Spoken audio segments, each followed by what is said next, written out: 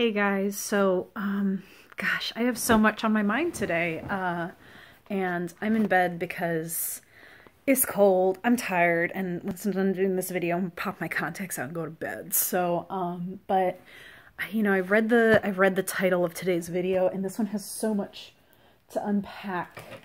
And one of the struggles, too, that I feel like I've had with this project that I'm trying to work on is I forget to mention things.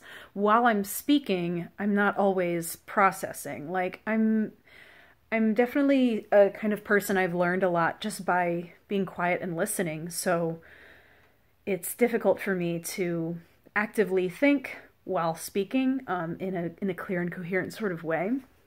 So that's like something I'm still working on. And so I feel like sometimes I'll record a video and then I'll forget something. Or I will have said something 2 or 3 times in the same video, and I wouldn't be surprised if that happens in this video. So buckle up, it's probably going to be a big rambly mess. But if you've watched this many, that's not news to you, right? But today's Unis Honest video, and my tribute to that is to the video called Emotional Pain versus Physical Pain, which is worse. And this one they did a 1 to 10 like the pain scale that they did on the physical pain a couple weeks back, and they did it talking about emotional pain instead. And I'm trying to think, I feel like, so in the context of like Unis Honest, what they talked about, I feel like they talked about things like losing a pet, and they were both kind of like, oh man, like losing Chica or Spencer would be, when that day comes, I mean, pets are only around for so long, it's really hard to deal with. Or like Mark talked about losing his dad and how he totally suppressed his emotions for, I can't remember how long, he said it was a month, a week, a year, you know, but once he came out of that, the absolute waterfall of emotion he had after that. And I think that's a really interesting and good story to know, because some people do suppress their emotions, they don't address them, and that's like a whole thing. And they also talked about, like, you know, little heartbreaks and things. And I remember, my note on this is like just nonsense, but I do remember Ethan was talking about some girl he liked, and she apparently liked this other boy named Troy. And like, I remember seeing that video, and all I could think about, like, I was playing a lot of Borderlands 3 at the time, and all I could think about was, like, Ethan's hair, like, at the time, like, honestly, like, he could pull off a Troy cosplay, like, put him in a cool jacket, give him a little, like, robot arm, like, killing it. So that's, like, where my brain goes. And I can't remember too much more that they had compared, but I'm gonna just kind of talk in no particular order and in no particular sense of the depth that I want it to be. But I do want to talk about like how this sort of relates, or like how I perceive it. I think it's a really interesting concept to start to kind of talk about, like the title, you know, emotional pain or physical pain, which is worse. And I think they even address this in the video. I think, like, you know, like there's definitely like a difference, and maybe like physical pain's easier to deal with or easier to take care of.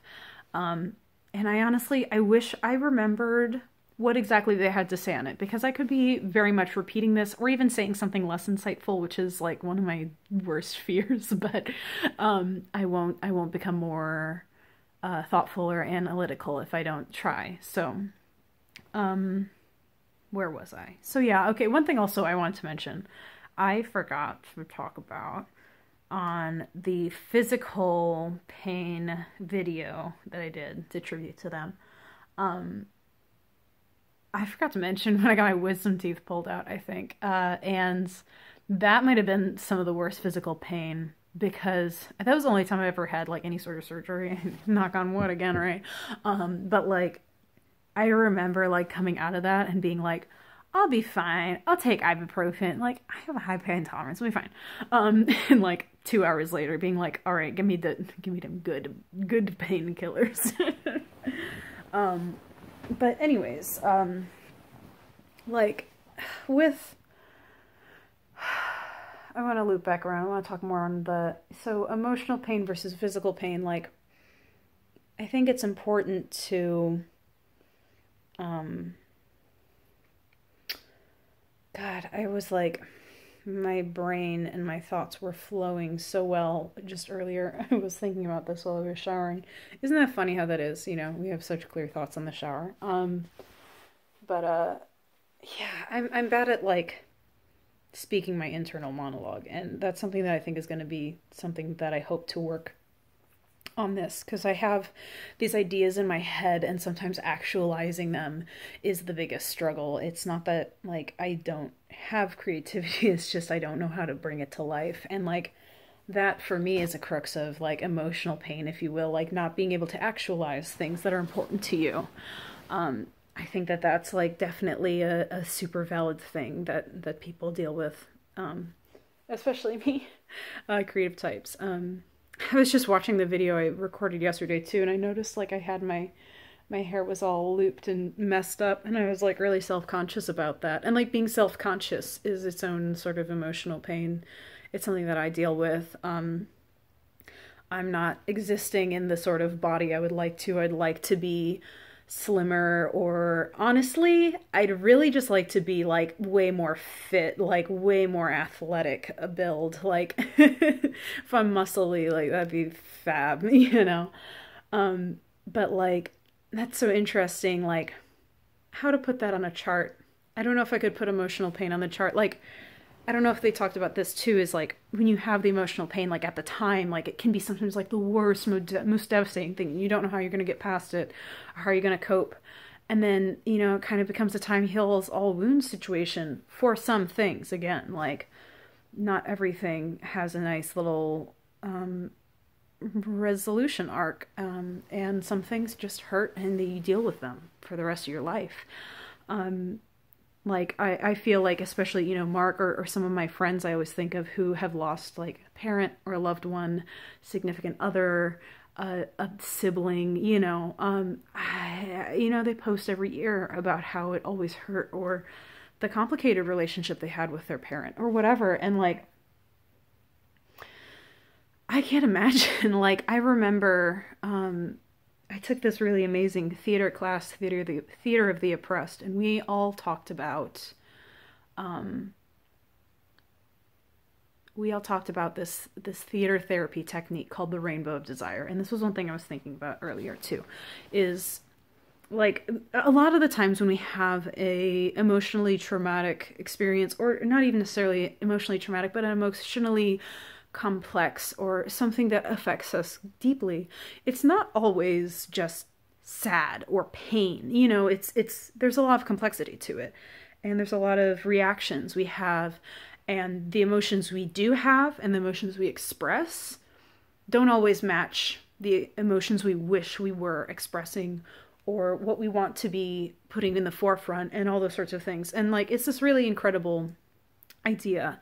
And if I don't know if there's anywhere that does that group therapy, but if like you have a chance to check it out, like it is really a great idea. And it's usually done with a group of actors in my experience. And I think also we had like, I think it was actors, or there might have been a handful of like other interdisciplinary like students. I don't know if there was any from like psych or ethics or whatever, but really interesting idea. And we basically, like, you take the experience that hurt you, and you parse it out into all these, you analyze like all the different emotions you had in that moment, because sometimes you don't always have an emotion that's just like one note.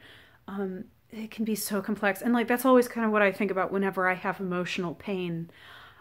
I feel like it's something for me, and I don't know if you deal with this, but for me, it is kind of like a chronic pain. It's something that like, it just is. And unlike physical pain, where with some things you can, you know, pinpoint the thing, you can medicate it, you can heal it, you can cure it. And we don't all have all the cures for all physical things either, but definitely for emotional things, like it can be so more complex. You can have something that is a brain chemistry problem, but it affects your body. Like, you can have these psychosomatic responses, and I'm one of those people, whether I like it or not.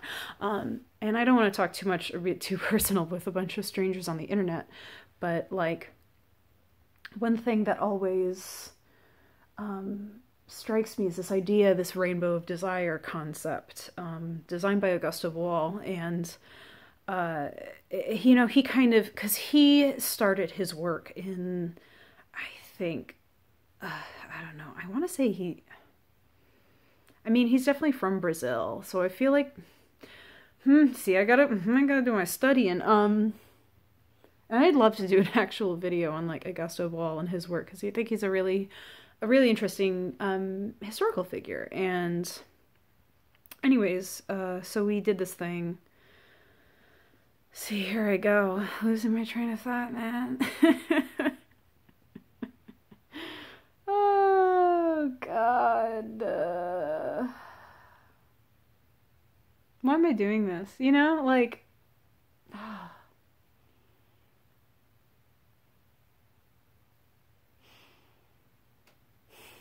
me try to remember where I was, right? It's so funny. If I cared, I would edit this out. I would figure it out. I would script this, but I'm not. This is like so stupid. I'm doing this, and it's not a great idea, but I'm still doing it. And it feels a little stupid at this point. But anyways, this idea of physically representing your emotions, you'd like kind of pick people. It was kind of like Inside Out before Inside Out, you know? Like, you would take people within the group and they would play your emotions. Like, I think one of the, I can't remember the exact scenarios we practiced in the class. But like, definitely, like, there would be ones where it was like, well, maybe you want to, you know, be helpful. Maybe you're angry. Maybe you're sad. Maybe you're offended, you know, like all these sorts of things. And to physicalize that with a person who has a gesture and also something that they say. And I think that's important to, like, think about these things. I'm just trying to figure out, I feel like I'm just not able to express my thoughts clearly. And it's so frustrating. And this is its own emotional pain, I guess, right? Well, it's something I just chronically deal with. I just never feel like I'm doing what I want to be doing. And I don't know how to get to where I want to be. And I know, like, I hear so many stories about people that find their reason for being, or even later in life finally achieve the thing they've been meaning to achieve for years, for decades. And I don't know, I feel like I'm suspended, which is like, it's all right. It's not it's not an emotional pain. There's so much more complexity, I guess. I don't know. I just was thinking about this. I was thinking about this so much, and like how with physical pain you can pinpoint if you have a broken wrist. But with emotional pain, I mean, unless you're getting an MRI scan, you won't necessarily find, you know, you can't pinpoint why you're feeling a certain way. You can't, if you get, you know, rejected or deal with heartbreak, like, that's not, like, you can't just slap a Band-Aid on that. And it's just so interesting.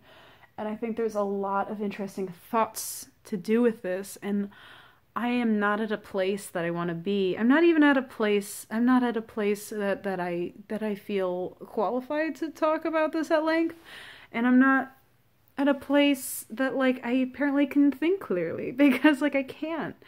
I spiraled off into 3 different half-finished thoughts, and I don't know if I completed any of them. And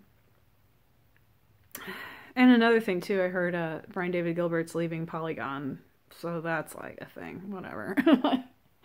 He's gonna be creating content. Like, I'm happy. Okay, great example. Oh my god. All right, so Brian David Gilbert's leaving Polygon, and this is something where I've had, multiple feelings about. Like, it's not just emotional pain. It's not a one note. It's not just sad or just happy or what. Like, I'm happy that he has gotten to a place where he can be creating his own content and be taking care of himself through that. I don't know what he's doing exactly. I heard this from a friend. I didn't look into it. But like, that's awesome. And like, I'm happy for the success of another person.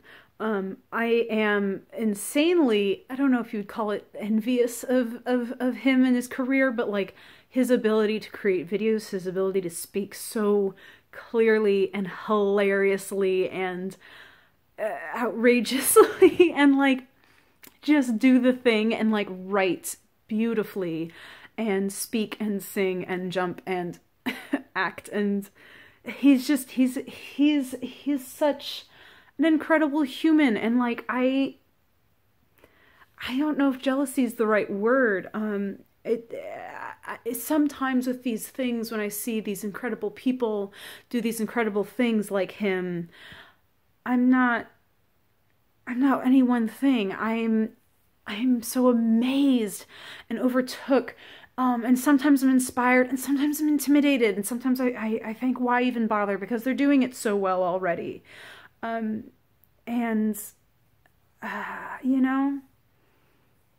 Just all that.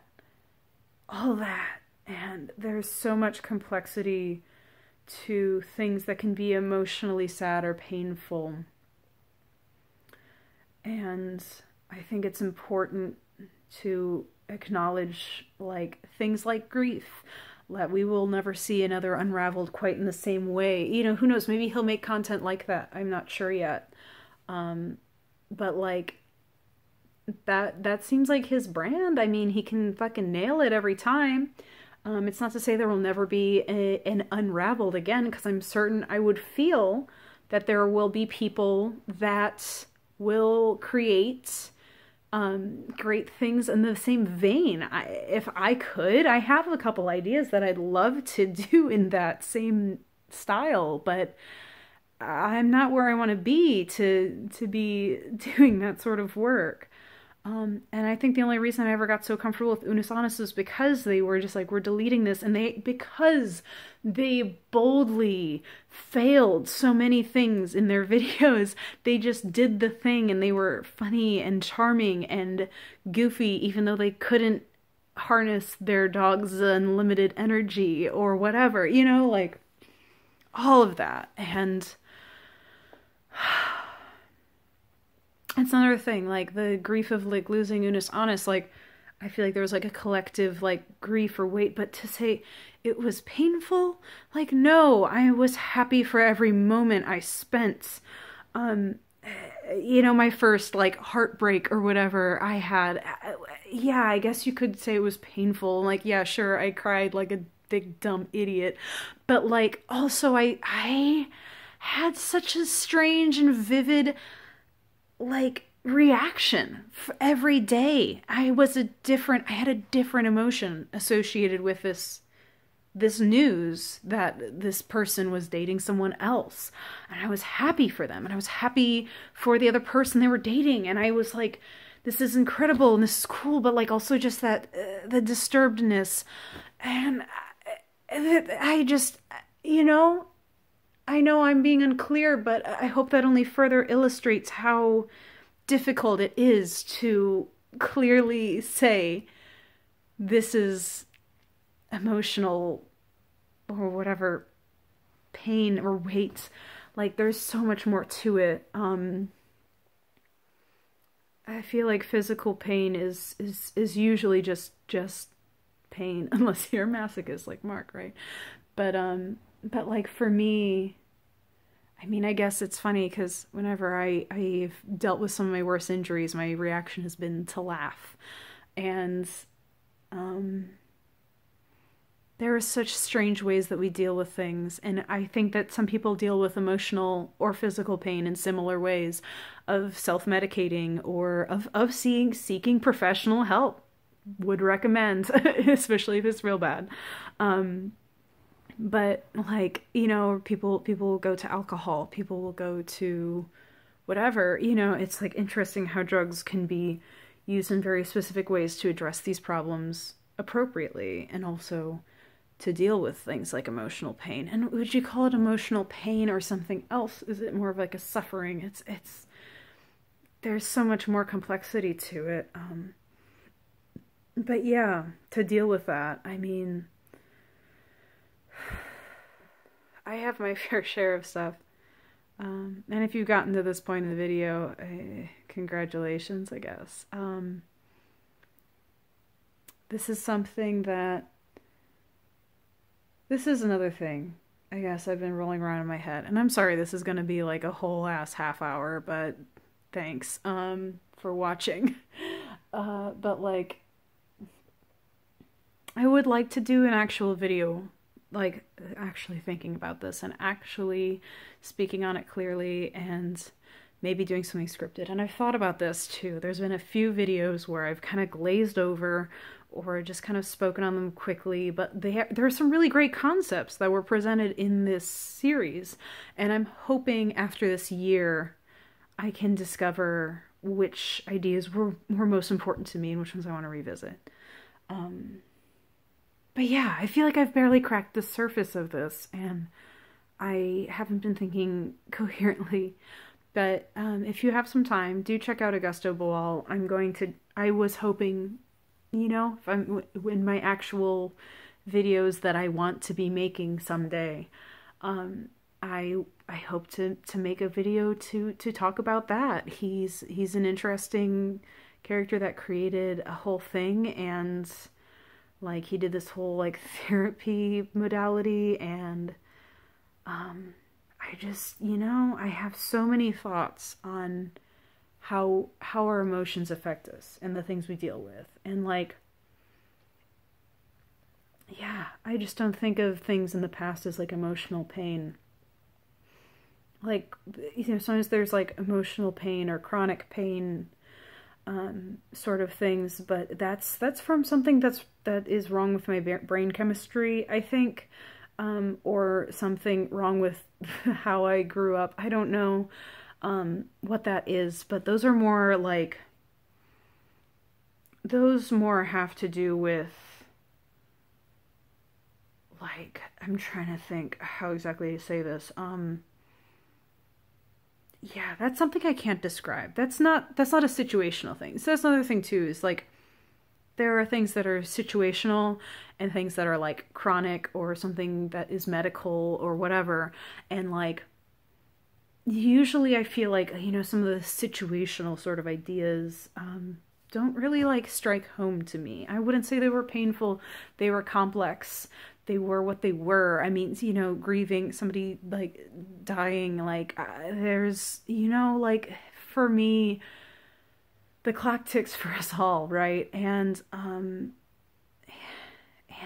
you know, we have to go eventually, because otherwise, like, we would never retire. How would we? There's so many reasons why like age is what it is, and like there's also so many problems with the system that I like keep on thinking about. Anyways, I'm gonna stop talking, because like I am not talking about anything. I'm just letting you see how my brain dysfunctions. So anyways, tomorrow's going to be so much shorter. I'm so sorry, but thank you for watching, and I hope you have a wonderful evening. I'll see you in the next video.